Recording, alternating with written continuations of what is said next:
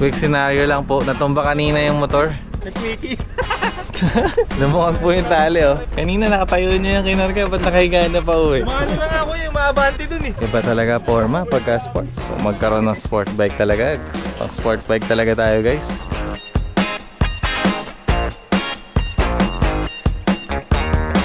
You know, what is up guys? Nasa harap natin ngayon ng 450 SRS.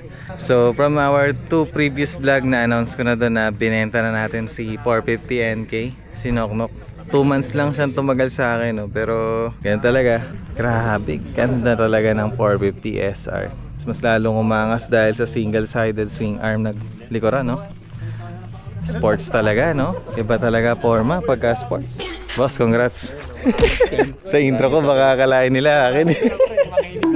Sinabi ko pa naman eh, kakabenta lang ng 450 NK. Yes, totoo yun, nabenta na yung 450 NK ko. Pero pinag-isipan ko pa kung ito din yung ipapalit ko. Pero kailangan ko kasi inline 4 eh. Dito natin sasakay si 450 SRS ni Boss Jim. Sakto kasi meron ding deliver sila Boss Dos dito sa Nueva Ecija. Naisabay na. So shoutout ulit sa mga tropa natin sa Tambike Squad. Ayan, may bago na naman tayong motor. Una yung Hasbar na. Tapos yan, congrats sa mga bagong tropa na nagka-motor. Una si Gavin. Magaan-gaan lang naman to si 450 SRS. Kaya di sila mahirapan. Magbubot parang bisikleta. Pagiging bisikleta may ganyan, dami nagbuhat. 1, 2, 3. Lakyan. Ayan mo. Gulungin mo. Abante konti. Yan! Okay. Napagod si Aro, pinagpawisan. Napagod ko. Nasaan yung kamay ko ah. Paunti ba yan? Harap. Pakilahin nyo kami. Bantay pa. Kami maghawak. Kalso dito, gusto mo? So yan, binabalot na po nila. Yan si Boss Dos J, si Boss Raymond at si Boss Jim. Congrats. Meron ka ng 450 SRS kapalit ng NK 400 mo. And then congrats din sa mga tropa natin sa Tambike Squad. Una si Boss Gavin na from Duke 200 nag Hasbar na 401. Tapos si John Carlo na from R15 meron na siyang NK 400. At tayo na napunta na rin yung 450 NK natin na sinoknok kay Boss Ison. Tapos tayo po, nag-iisip pa tayo kung ano yung papalit natin. CB, Z1, or itong 450 SRS. Depende sa budget at saka sa timing. SR. Ito rin pala, boss, SR din to yo. Ayun o. SR Performance. Kung sa mga hindi po nakakaalam no, ang price nito ng 450 SRS is 328. Additional 4.5 sa LTO registration. Tapos yung SR lang na hindi single-sided swing arm, yung na-vlog ko sa channel natin, 299. So ganun din, halos 305 pagka meron registration kasama ng LTO. Pogi parehas guys. Ganda. Yun nga kahit SR lang ulit, pwede ako kung talagang kapos yung budget ko. Kaya lang, sayang nga naman, nagpalit ako para lang sa looks. Oo, same engine. Ayun, sabi nga ni Boss Jim, ano? Z1000. Yun. Sarap nun. Wala pang ilang linggo, no, nung nabenta si NK 400. Nakakita ka na agad ng bibili? Na kailangan. Kala ko matagal pa eh. Kala ko dun eh. Ayun. Ni Russell kasi dito.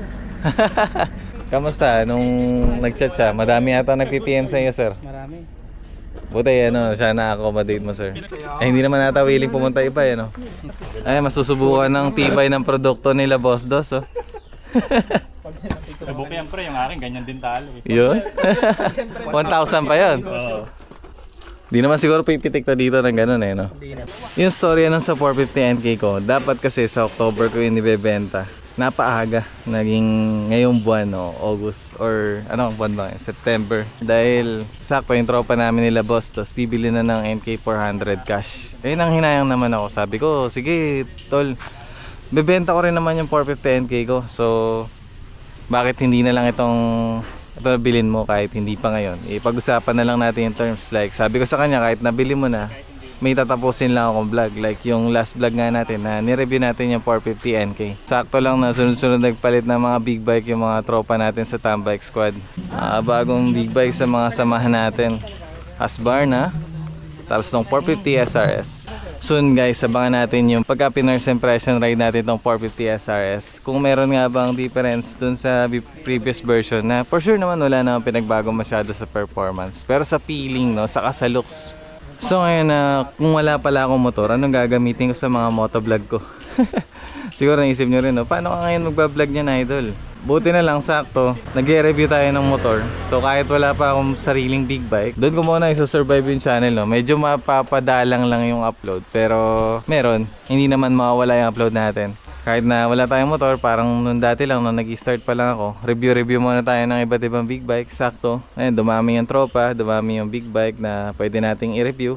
Yun yung gagawin ko muna habang nag-iisip at nag-iipon para sa next bike ko. At sakto din ngayong buwan, hindi ko lang alam kung hanggang kailan, no, na nasa akin yung Venturi 500. Pinaalaga mo na sa atin ni Boss J-Tol. Maraming salamat, Boss J-Tol. Saktong-sakto yung timing na pinahiram mo ako na wala akong motor para may pang service at meron ako pang motovlog.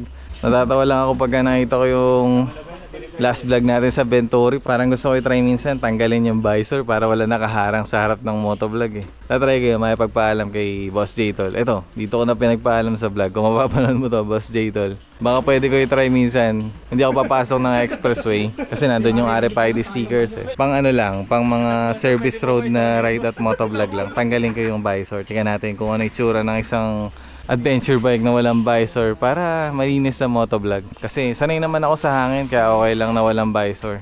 Dahil galing tayo sa naked bikes, no. Pero grabe, sports. So magkaroon ng sport bike talaga. Pang sport bike talaga tayo, guys. Mahal lang kasi lalo ng sport bike. Alam nyo, totoo yun. Alam nyo sa mga wala pang idea sa big bike. Pagka sport bike yung design, kahit same engine, mas mataas yung presyo.